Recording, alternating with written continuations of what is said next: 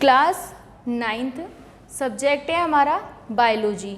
आज हम इसके फर्स्ट अध्याय जीवन की मौलिक इकाई के विषय में अध्ययन करेंगे, लेकिन उससे पहले मैं आपको विज्ञान से संबंधित विज्ञान की शाखाएं क्या होती हैं, विज्ञान क्या है, ये बता देना चाहती हूँ। जैसे अभी तक आपने पढ़ा होगा 6 में, 7th में, 8th में आपने विज्ञान की परिभाषा पढ़ी होगी। विज्ञान 2 शब्दों से मिलकर बना है, वी प्लस ज्ञान, लेकिन उसके अनुसार मैं और भी आपको बता देना चाहती हूँ। विज्ञान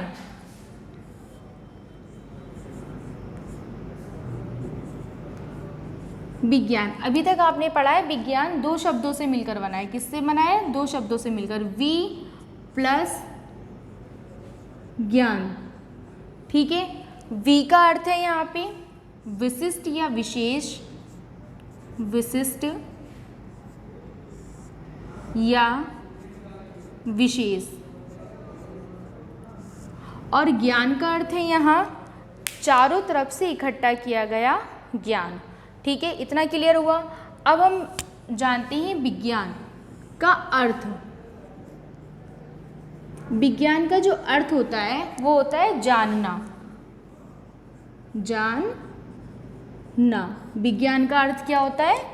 जानना। जानने से मतलब हमारा ये नहीं है कि हाँ हमने कुछ भी जान लिया वह एक विज्ञान है, नहीं। एक किसी भी क्रमबद्ध या सुव्यवस्थित तरीके से जानना ही क्या कहलाता है? हमारा विज्ञान। विज्ञान जो है ये लैटिन भाषा के साइंसिया नामक शब्द से लिया गया है। ठीक है, विज्ञान लैटिन भाषा के साइंसिया नामक शब्द से लिया गया है। इसका अर्थ हो गया हमारा जानना। ठीक है, अब हम इसको परिभाषा के रूप में देख लेते हैं। किसी भी क्रमबद्ध या सुसंगठित ज्ञान को, किसी भी क्रमबद्ध या सुसंगठित ज्ञान को विज्ञान कहते हैं। किसी भी क्रमबद्ध या सुसंगठित ज्ञान को हम क्या कहते हैं? विज्ञान। ठीक है, अब आती हैं हमारी शाखाएं।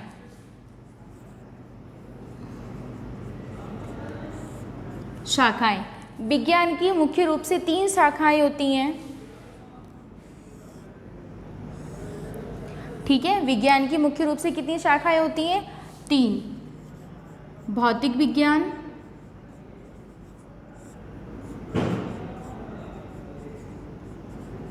ठीक है, नंबर 2 है हमारा रसायन विज्ञान,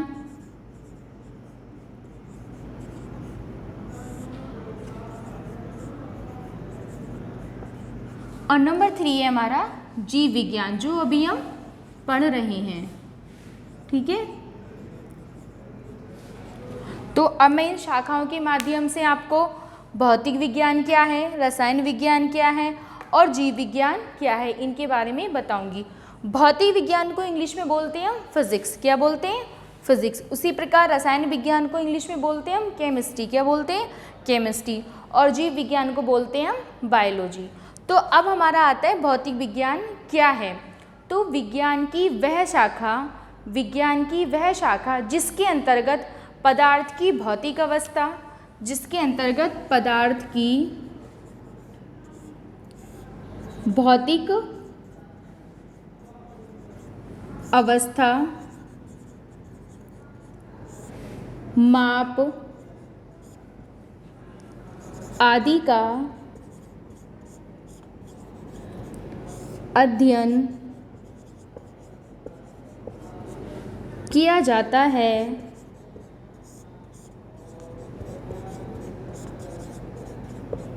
वह क्या कहलाता है? हमारा भौतिक विज्ञान। तो विज्ञान की वह शाखा जिसके अंतर्गत पदार्थ की भौतिक अवस्था, उसकी माप, क्वथनांक, गलनांक, हिमांक आदि का अध्ययन किया जाता है, वह कहलाता है हमारा भौतिक विज्ञान। इसी क्रम में हम आगे बढ़ते हैं। रसायन विज्ञान। रसायन विज्ञान क्या है? तो विज्ञान की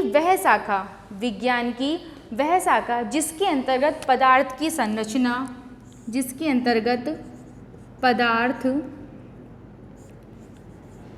की संरचना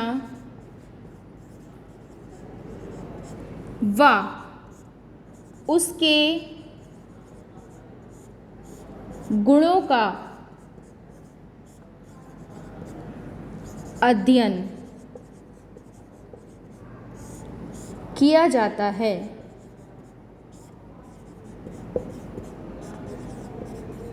ठीक है। तो विज्ञान की वह शाखा जिसके अंतर्गत पदार्थ की संरचना व उसकी गुणों का अध्ययन किया जाता है वह कहलाता है हमारा रसायन विज्ञान। अब इसी क्रम में आगे बढ़ते हैं। जीव विज्ञान। जीव विज्ञान क्या है? तो विज्ञान की वह शाखा जिसके अंतर्गत अनेक प्रकार के जीव जंतुओं का, किसका?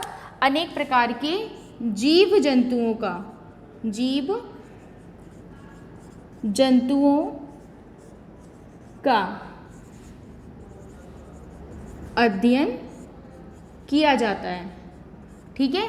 विज्ञान की वह शाखा जिसके अंतर्गत जीव जंतुओं का अध्ययन किया जाता है वह कहलाता है हमारा जीव विज्ञान। अब जीव विज्ञान भी हमारा दो प्रकार का होता है, मतलब जीव विज्ञान की भी दो शाखाएं होती हैं। पहला आ गया हमारा वनस्पति विज्ञान,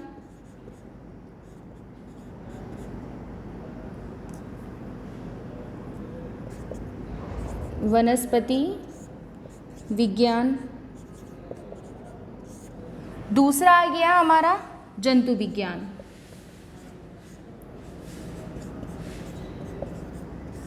ठीक है।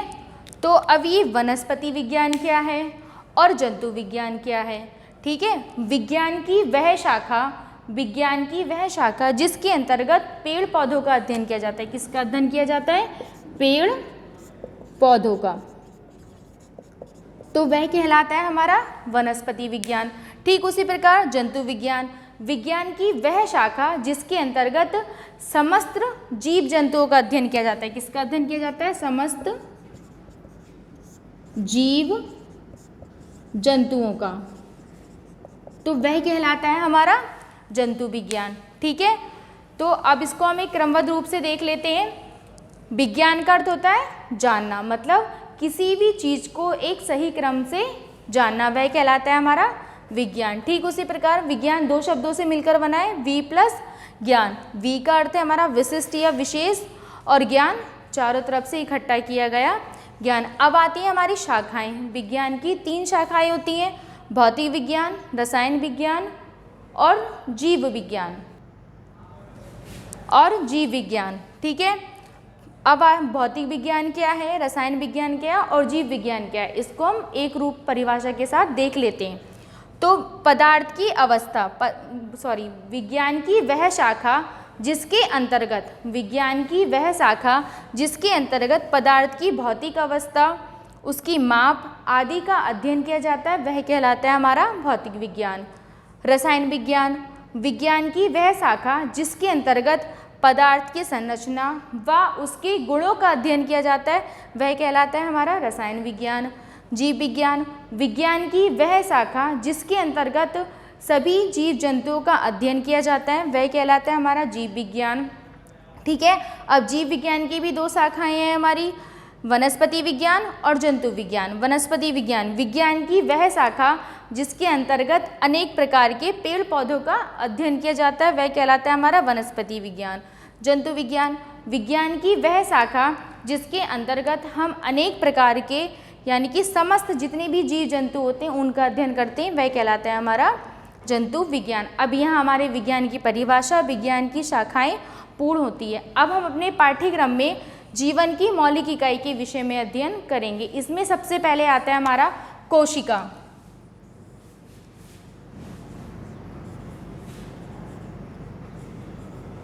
कोशिका, तो कोशिका के बारे में अध्ययन करेंगे। फिर हम पादप कोशिका,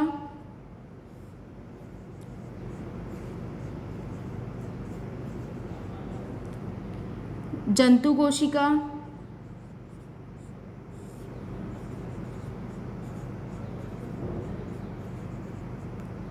में अंतर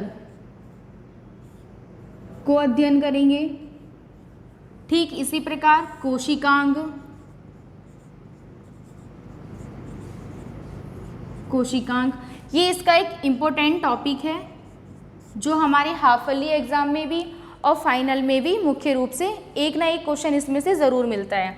ठीक है। कोशिकांग, कोशिकांग के अंतर्गत हमारी बहुत सारी चीज़ें आती हैं जैसे माइटोकॉन्ड्रिया,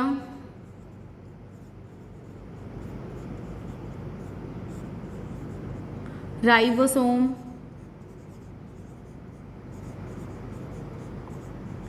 इत्यादि को हम अध्ययन करेंगे। तो ये हमारे वो टॉपिक हैं जो इस लेसन में हमारे अत्यधिक इम्पोर्टेंट टॉपिक हैं। तो अब सबसे पहले हम बात करते हैं कोशिका की। कोशिका क्या है? ठीक है, कोशिका क्या है? तो कोशिका जो है वो एक संरचनात्मक और क्रियात्मक इकाई है। ठीक है, कोशिका क्या है? एक संरचनात्मक और क्रियात्मक इकाई है। संरचनात्मक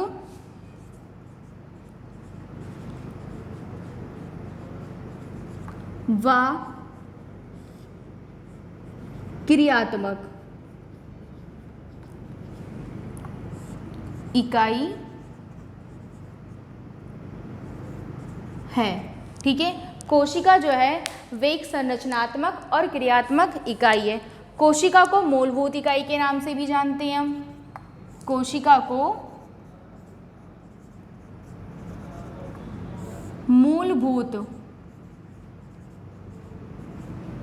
मूलभूत इकाई से भी जानते हैं।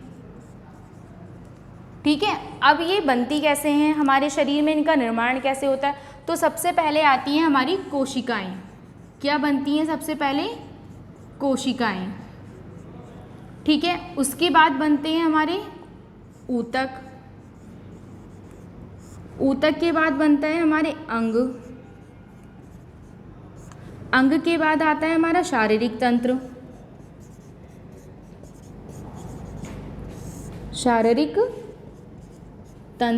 शारीरिक तंत्र के बाद आता है हमारा शरीर। ठीक है, सबसे पहले बनी हमारे शरीर में कोशिकाएं, फिर बने ऊतक, ऊतक के बाद बने अंग, अंग के बाद बना हमारा शारीरिक तंत्र, शारीरिक तंत्र, और शारीरिक तंत्र के बाद आया हमारा शरीर। ठीक है, कोशिका क्या है? जैसे मैंने अभी आपको बताया था, कोशिका जो है शरीर एक संरचनात्मक और क्रियात्मक इकाई है। यहाँ हम छोटा सा एग्जाम्पल लेते हैं। यदि हमें किसी घर को या भवन को बनाने की आवश्यकता होती है तो हमें उसमें ईंट चाहिए, सरिया चाहिए, पत्थर चाहिए, रेता चाहिए, इत्यादि चीज़ों की आवश्यकता पड़ती है। ठीक जैसे एक मकान को, ठीक जैसे एक भवन को बनाने में ईंट जो है एक संरचनात्मक और क्रियात्मक इकाई है, ठीक उसी प्रकार कोशिका जो है हमारे शरीर को बनाए रखने के लिए एक संरचनात्मक और क्रियात्मक इकाई है। अब संरचनात्मक इकाई कैसे है और क्रियात्मक इकाई कैसे है? तो पहले पढ़ते हैं हम संरचनात्मक इकाई। क्या पढ़ते हैं? संरचनात्मक इकाई। संरचनात्मक इकाई और क्रियात्मक इकाई।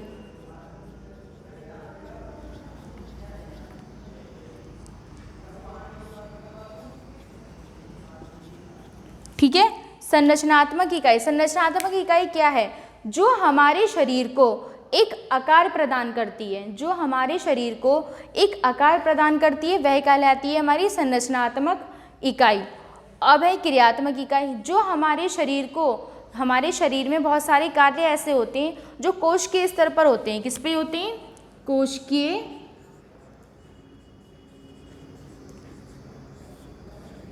स्तर पर। जो इन कोशिकीय स्तर पर कार्यों को करता है वह कहलाता है हमारा क्रियात्मक इकाई। तो आया समझ में? शरीर कोशिका को संरचनात्मक और क्रियात्मक इकाई क्यों कहते हैं? संरचनात्मक इकाई का मतलब है जो हमारे शरीर को आकार प्रदान करती है, वह कहलाती है संरचनात्मक इकाई। उसी प्रकार क्रियात्मक इकाई जो हमारे शरीर को, जो हमारे शरीर में कार्य होते हैं उनको एक लेवल यानी कि कोशिका स्तर पर बनाए रखती है, वह कहलाती है हमारी क्रियात्मक इकाई। यहाँ हमारा कोशिका से संबंधित पूर्ण होता है। अब आता है कोशिका की खोज। कोशिका की खोज।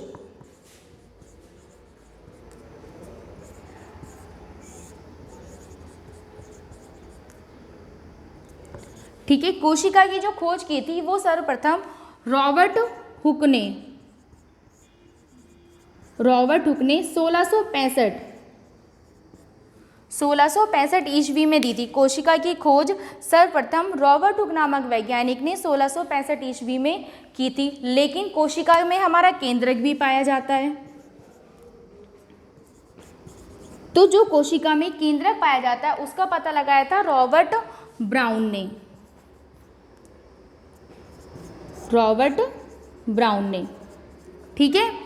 कोशिका की खोज की थी रॉबर्ट हुक नामक वैज्ञानिक ने 1665 ईस्वी में। ठीक उसी प्रकार कोशिका में जो पता लगाया था वो पता लगाया था रॉबर्ट ब्राउन ने। अब आता है हमारा कोशिका सिद्धांत। कोशिका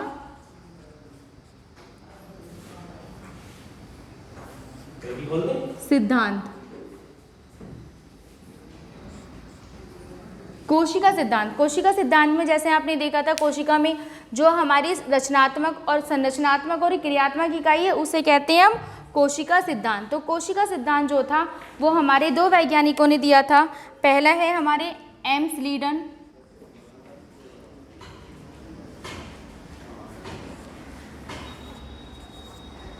और इसी प्रकार है हमारे दूसरे टी स्वान।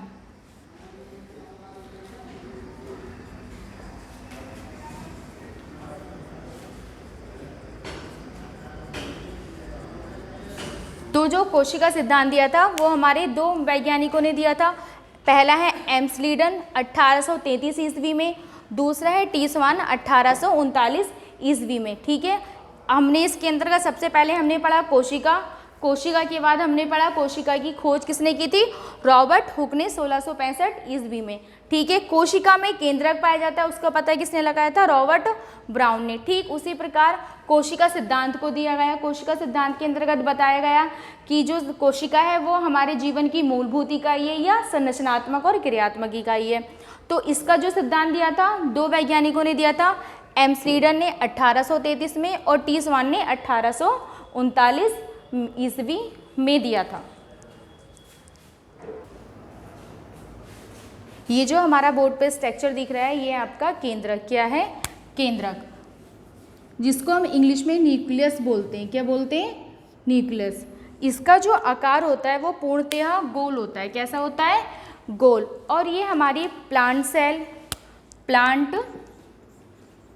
सेल और एनिमल सेल, प्लांट सेल यानी कि पादप कोशिका, ठीक है, और एनिमल सेल मतलब जंतु कोशिका, ठीक है। जो हमारा केंद्रक होता है वो हमारा प्लांट सेल यानी कि पादप कोशिका और एनिमल सेल यानी कि जंतु कोशिका दोनों में ही मुख्य रूप से पाया जाता है। प्लांट सेल में जो केंद्रक होता है वो हमारा थोड़ा साइड में होता है, लेकिन एनिमल सेल में जो हमारा केंद्रक होता है वो बीचों बीच पाया जाता है, ठीक है। संरचना में अगर हम इसको देखें तो केंद्रक जो होता है पूर्णतः गोल होता है और केंद्रक प्लांट सेल और एनिमल सेल दोनों में पाया जाता है, ठीक है। ये हमारा केंद्रक का डायग्राम है। इसमें सबसे ऊपर जो ये डॉट डॉट टोमा दिख रहे हैं ये हमारा केंद्रक द्रव्य है। उसके बाद ये है हमारी केंद्रिका, ठीक है। फिर ये जो छिद्र दिख रहे हैं ये है हमारी केंद्रक द्रव्य और ये जो बाहरी लेयर है ये दिख रही है हमारी केंद्रक कला, ठीक है। तो जो ये है हमारा केंद्रक ये हमारा दोहरी झिल्ली का बना होता है। कैसा बना होता है, दोहरी झिल्ली का। दोहरी झिल्ली से मतलब ये जो हमारी डबल लेयर्स दिख रही हैं ये है हमारी दोहरी झिल्ली। किसका बना होता है, केंद्रक हमारा दोहरी झिल्ली का बना होता है। और केंद्रक की को जैसे मैंने अभी आपको पीछे बताया था केंद्रक का पता किसने लगाया था, रॉबर्ट ब्राउन ने। कब लगाया था, 1831 ईस्वी में रॉबर्ट ब्राउन ने, ठीक है। रॉबर्ट ब्राउन ने 1831 में केंद्रक का पता लगाया था। अब केंद्रक को ही कोशिका का मस्तिष्क माना जाता है। जैसे कंप्यूटर को सीपीयू का कंप्यूटर का जो मस्तिष्क होता है वो क्या कहलाता है, हमारा सीपीयू। उसी प्रकार जो केंद्रक का मस्तिष्क है, ठीक है, जो केंद्रक का मस्तिष्क है हमारा किसको माना जाता है, कोशिका को, ठीक है। जैसे हमने अभी आपको बताया कंप्यूटर में सीपीयू को उसका मस्तिष्क माना जाता है, उसी प्रकार केंद्रक में जो मस्तिष्क माना जाता है वो किसको माना जाता है, कोशिका को, ठीक है। किसको माना जाता है, कोशिका को, जो अभी हमने पीछे पढ़ा था। सबसे पहले हम पढ़ते हैं इसमें केंद्रक कला, केंद्रक कला क्या होती है? केंद्रक कला हमारी दोहरी झिल्ली की बनी हुई एक लेयर होती है जो हमारे चारों तरफ ये है, ये है, ये है, ये किसकी बनी है? केंद्रक कला की। इसी के अंदर क्या होते हैं? हमारे लाइपोप्रोटीन होते हैं। क्या होते हैं? लाइपोप्रोटीन, ठीक है, लाइपोप्रोटीन होते हैं। इसमें हमारे डीएनए आरएनए होते हैं, ठीक है। लाइपोप्रोटीन के साथ साथ क्या होते हैं? हमारे आरएनए, ठीक है। केंद्रक कला में क्या क्या पाया जाता है? सबसे पहले हम देखते हैं केंद्रक कला हमारी दोहरी झिल्ली की बनी होती है। दोहरी झिल्ली के बाद इसमें हमारे लाइपोप्रोटीन है, आरएनए इत्यादि चीज़ें पाई जाती हैं। तो और जो इसके बीच का जो भाग होता है ना, ये बीच का भाग, तो ये बीच का भाग केंद्रक के अंदर जो हमारे प्रोटीन है, लाइपोप्रोटीन है, आरएनए, इनको बाहर आने और ले जाने का कार्य करता है। मतलब ये बाहर की तरफ इनको लेकर भी जाता है और फिर वापस अंदर की तरफ लेकर भी आता है। वो किसके अंतर्गत होता है? हमारा केंद्रक कला के अंतर्गत। अब आता है हमारा केंद्रक द्रव्य, ठीक है। तो जो हमारे केंद्रक में ये डॉट डॉट नुमा, ये इस टाइप से डॉट डॉट नुमा पदार्थ दिख रहा है, ये है हमारा ये क्या कहलाता है? हमारा केंद्रक द्रव्य। ये जो है केंद्रक कला के, ये जो हमारी केंद्रक कला है दोहरी झिल्ली वाली, इसके बीच में पाया जाता है। किसके बीच में पाया जाता है? केंद्रक कला के बीच में। इसमें हम ये जो होता है हमारा पारदर्शी प्रकार का होता है। कैसा होता है? देखने में पारदर्शी, मतलब जिसके हम आर पार की तरफ देख सकते हैं। तो केंद्रक द्रव्य कैसा होता है? हमारा पारदर्शी प्रकार का। इसमें हमारे आरएनए पाया जाता है। क्या पाया जाता है? हमारा आरएनए। तो केंद्रक कला जो थी वो हमारी दोहरी झिल्ली की बनी हुई थी, ठीक है। अब आता है हमारा केंद्रक द्रव्य। जो केंद्रक द्रव्य के बीच में होता है वो कहलाता है हमारा, केंद्रक कला के बीच में होता है वो होता है हमारा केंद्रक द्रव्य। अब नंबर 3 पे आता है हमारा केंद्रिका। क्या आता है? केंद्रिका। तो जो हमारे आपको स्ट्रक्चर में ये गोल नुमा और डॉट डॉट और 3 डॉट्स से दिख रहे हैं, ये क्या कहलाती है? हमारी केंद्रिका। केंद्रिका जो होती है ये 2 कोशिकाओं से मिलकर बनी होती है। कितनी कोशिकाओं से मिलकर बनी होती है? 2, नंबर 1 और नंबर 2। इन 2 कोशिकाओं से मिलकर हमारी केंद्रिका का निर्माण होता है। किसका निर्माण होता है? केंद्रिका का। अब केंद्रिका जो होती है ये हमारी गोलाकार होती है।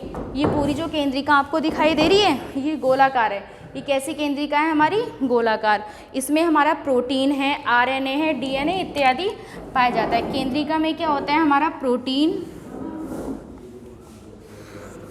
आरएनए एंड डीएनए,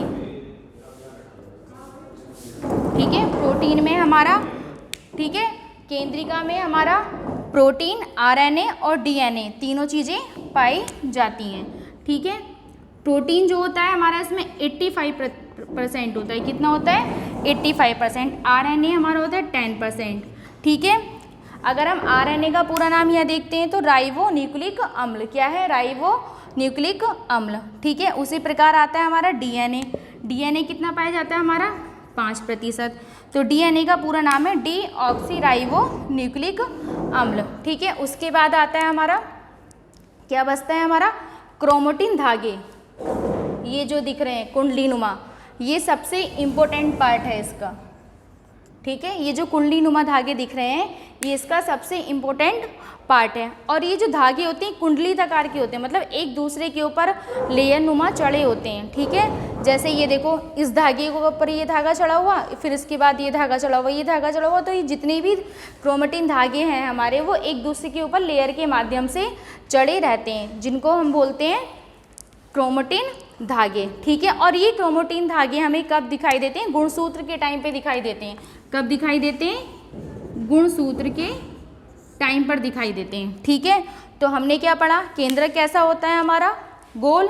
कैसा होता है? गोल। और ये हमारी प्लांट सेल और एनिमल सेल दोनों में ही मुख्य रूप से पाया जाता है। प्लांट सेल में क्या होता है? ये थोड़ा साइड में होता है और एनिमल सेल में ये बीचों बीच होता है। इसमें भी हमारे 4 पार्ट होते हैं। अगर हम आप केंद्रक कलाएँ, केंद्रक द्रव्य, केंद्रिके और क्रोमेटिन, ठीक है। केंद्रक कला जो है वो हमारी दोहरी झिल्ली की बनी हुई होती है, ठीक है। उसके बाद केंद्रक द्रव्य जो हमारा ये डॉट डॉट डॉट डॉट नुमा दिख रहा है, ये है हमारा केंद्रक द्रव्य। फिर आती है हमारी केंद्रिका। केंद्रिका क्या है? हमारी 2 कोशिकाओं से मिलकर बनी होती है और ये गोलाकार संरचना होती है। लास्ट है हमारा इसका क्रोमेटिन धागे। क्रोमेटिन धागे जो होते हैं वो एक दूसरे के ऊपर चढ़े हुए रहते हैं और इनका कोई आकार नहीं होता। ये छोटे, बड़े, मोटे इत्यादि प्रकार के होते हैं। तो यहाँ हमारा केंद्रक का टॉपिक कंप्लीट होता है। इसके बाद अब मैं आपको पढ़ाऊंगी गुणसूत्र।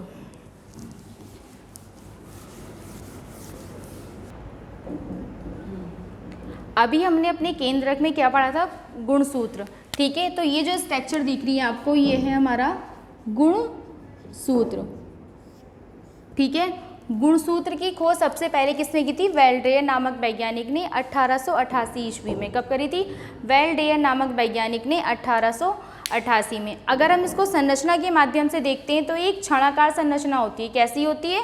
छानाकार, जिसमें हमारे क्रोमोमियर्स हैं, सेंट्रोमियर्स हैं, मैट्रिक्स इत्यादि पाए जाते हैं। और गुणसूत्र जो होते हैं हमेशा जोड़ों में पाए जाते हैं। किस में पाए जाते हैं? जोड़ों में, मतलब पेयर में। ठीक है, जो भी हमारे गुणसूत्र होते हैं वो पेयर्स में पाए जाते हैं। अब इसमें भी दो आते हैं, एक समजात गुणसूत्र, एक समजात और एक विषमजात। समजात और विषमजात। अब ये हमारे समजात क्या होते हैं और विषमजात क्या होते हैं? समजात वे होते हैं जिनमें जीन संख्या, जीन क्रम,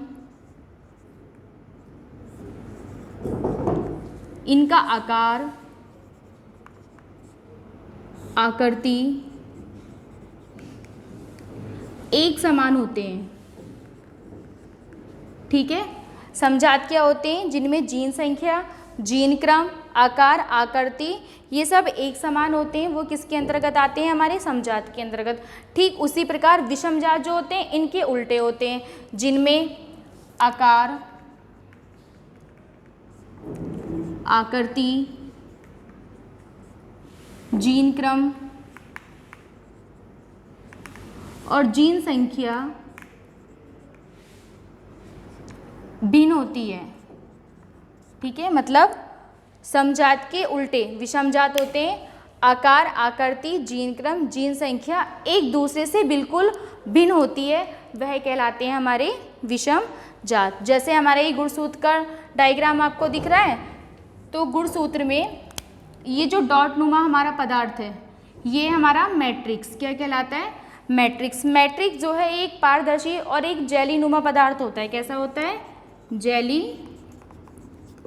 नुमा पदार्थ होता है। अगर हम इसको हाथ से छूने पे देखेंगे तो ये कुछ हल्का हल्का चिपचिपा प्रकार का दिखाई देगा। सेंट्रोमियर, सेंट्रोमियर जो है ये इसमें जोड़ का एक कार्य करता है।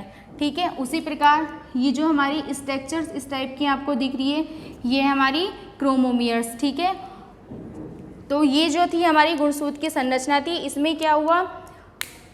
दो चीज़ें पाई गई, समजात और विषमजात। समजात में जिनकी सारी चीज़ें आकार, आकृति, जीन क्रम और जीन संख्या एक समान होती है वह कहलाता है हमारा समजात। और विषमजात में आकृति, जीन क्रम, जीन संख्या एक दूसरे से भिन्न होती है, मतलब समजात के तुरंत उल्टे होते हैं, वह कहलाते हैं हमारे विषमजात। इसी प्रकार कुछ में हम गुणसूत्रों को देख लेते हैं। जो हमारे गेहूँ होते हैं उसमें हमारे 42 होते हैं, मनुष्य में 23 जोड़ी होते हैं। ठीक है, लेकिन अगर हम इनको संख्या के रूप में देखते हैं तो 46 होते हैं। XX जो होते हैं वो हमारे, ठीक है, जो XX होते हैं ये हमारे फीमेल में होते हैं। ठीक है, और XY जो होते हैं ये होते हैं हमारे मेल में। ठीक है, इसी प्रकार गुणसूत्रों को आगे क्रम में बढ़ते, यदि फीमेल का X गुणसूत्र मेल के Y गुणसूत्र से मिलता है तो जो उत्पन्न होने वाली संतान होती है वो होती है हमारी बॉय। ठीक है, ठीक उसी प्रकार यदि फीमेल का X गुणसूत्र मेल के X से मिलता है तो ये क्या बना हमारा XX। तो जो उत्पन्न होने वाली संतान होगी वह क्या कहलाएगी? हमारी गर्ल। ठीक है, XY अगर बनता है तो उत्पन्न होने वाली संतान है हमारी बॉय, और अगर XX बनता है तो उत्पन्न होने वाली संतान है हमारी गर्ल। यहीं पे हमारा गुणसूत्र का टॉपिक कंप्लीट होता है। अब हम आपको कोशिकांग के विषय में पढ़ाएंगे। ठीक है, कोशिकांग में हमारे बहुत सारी चीज़ें आ जाती हैं, जैसे हमारा ER। ठीक है, नंबर 1 ER, नंबर 2 है हमारा राइबोसोम,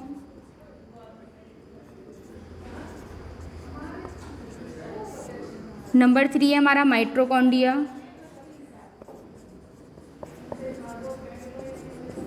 इनको हम विस्तार से पढ़ाएंगे।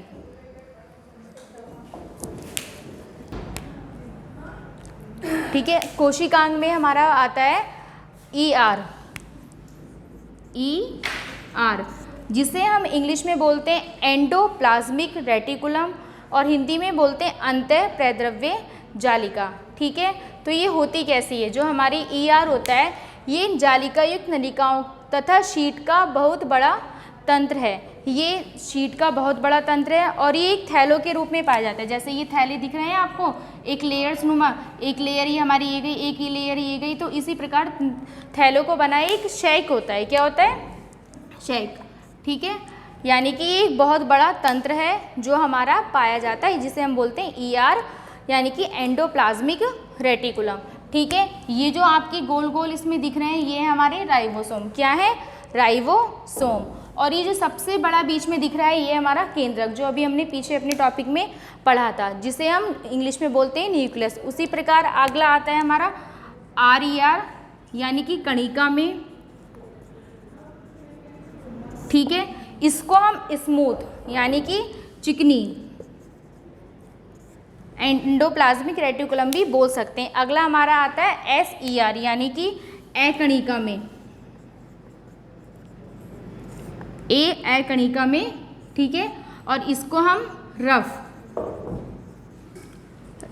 रफ एंडोप्लाज्मिक रेटिकुलम के नाम से भी जानते हैं। ठीक है, इसकी जो लंबाई होती है वो लगभग 50 एंगस्ट्रॉन्ग होती है। कितनी होती है? 50 एंगस्ट्रॉन्ग। अब हम ER को RER को और SER को देख लेते हैं। ठीक है, ये है हमारा RER यानी कि कणिका में। ठीक है, ये है हमारा SER यानी कि अकणिका में। ठीक है, अब इसमें क्या होता है? RER में जो होता है हमारा, इसमें प्रोटीन जो है वो कोशिकाओं के माध्यम से होती है। ठीक है, और इसमें राइबोसोम प्रेजेंट होते हैं, जैसे ये आपको दिख रहे हैं इसके चारों तरफ। तो जो हमारी स्मूथ लेयर होती है उस पर हमारे राइबोसोम प्रेजेंट होते हैं। ऐसी SER यानी खुरदरी या अकणिका में इसमें क्या होता है? वसा अथवा लिपिड अणुओं के बनाने में सहायता करता है। जो ये है हमारा वसा, लिपिड अणुओं आदि को बनाने में एक सहायता प्रदान करता है। और इस पे जो राइबोसोम होते हैं वो हमारे एब्सेंट होते हैं। ठीक है, देखो ये जो हमारी लेयर दिख रही है इसमें किसी भी प्रकार का एक भी राइबोसोम नहीं है, तो इसमें क्या होता है? राइबोसोम नहीं लगे होते हैं। अगला आता है हमारा गोल्जी बॉडी। ठीक है, अगला कोशिकांग आता है हमारा गोल्जी बॉडी। ये जो होता है एक लेयर नुमा एक दूसरे के ऊपर इस प्रकार से चढ़ा हुआ होता है। ठीक है, ये ऐसे चढ़ा हुआ होता है। चढ़ा हुआ होने के साथ साथ इसमें ये जो हमारी गोल गोल लगी होती है इन्हें बोलते हैं हम पुटिकाएं। पुटिकाएं। ठीक है, ये होती हैं हमारी पुटिकाएं। और गोल्जी बॉडी की जो खोज की थी वो कैमिलो गोल्जी ने की थी। गोल्जी बॉडी की खोज किसने की थी? हमारी कैमिलो गोल्जी ने। ठीक है, सबसे पहले हमने इसमें पढ़ा कोशिका, कोशिका के बाद हमने पढ़ा केंद्रक, केंद्रक के बाद हमने पढ़ा गुणसूत्र, गुणसूत्र के बाद पढ़ा हमने ER यानी कि एंडोप्लाज्मिक रेटिकुलम, उसके बाद पढ़ा हमने गोल्जी उपकरण। अब जो भी हमारे कोशिकांग है वो आपको PDF के माध्यम से मिल जाएंगे। अब हम अपने इसी के अगले टॉपिक कोशिका विभाजन पर अध्ययन करते हैं। किस पर अध्ययन करते हैं? कोशिका विभाजन पर।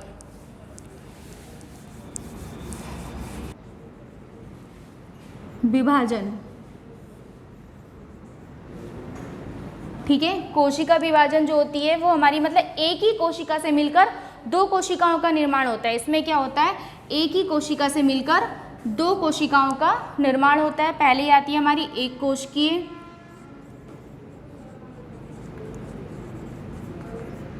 ठीक है, दूसरा आता है हमारा बहुकोशिकीय। तो कोशिका विभाजन में क्या हुआ? एक कोशिका ने मिलकर दो कोशिकाओं का निर्माण किया। पहले बनी हमारी एक कोशिकीय, दूसरी बनी हमारी बहुकोशिकीय।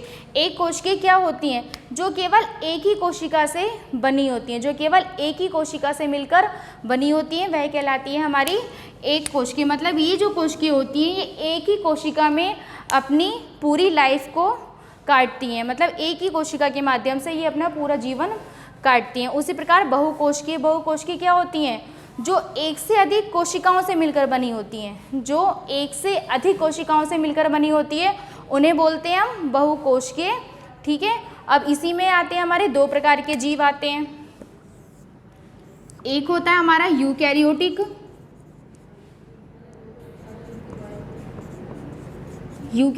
जीव, दूसरा होता है हमारा प्रोकैरियोटिक जीव।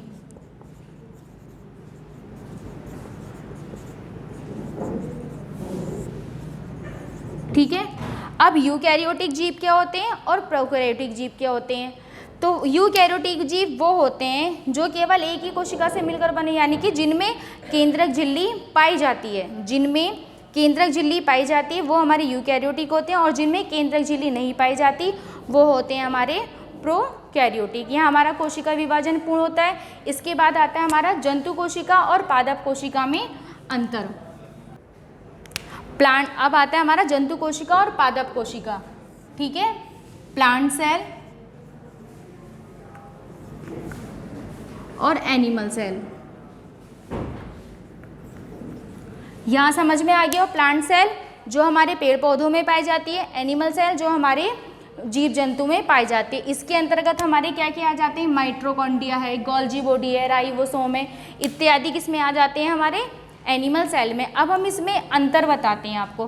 प्लांट सेल जो होती है ये प्राय आकार में बड़ी होती है, प्लांट सेल प्राय आकार में बड़ी होती है। ठीक है, और ये प्रकाश संश्लेषी होती है, प्रकाश संश्लेषी होती है। ठीक है, प्लांट सेल प्राय आकार में बड़ी होती है और साथ ही ये प्रकाश संश्लेषी होती है। एनिमल सेल जो होती है वो आकार में छोटी होती है, आकार में छोटी होती है, और इसमें ये प्रकाश संश्लेषी नहीं होती है।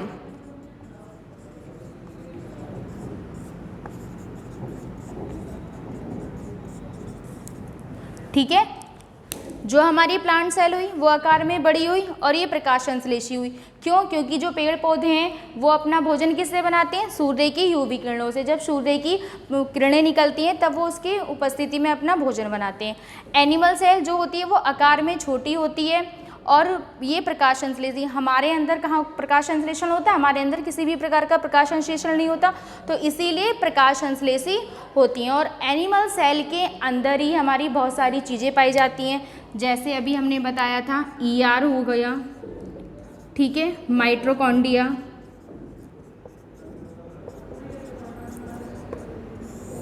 माइटोकॉन्ड्रिया को ऊर्जा का पावर हाउस भी कहते हैं। क्यों कहते हैं? क्योंकि इसमें ATP का संरक्षण होता है। क्या होता है? ATP का संरक्षण होता है, जिसकी वजह से हम इसे ऊर्जा का पावर हाउस यानी कि बिजली घर भी बोलते हैं। अगला आता है हमारा राइबोसोम,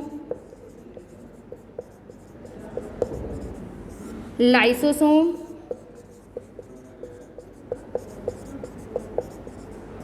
इत्यादि।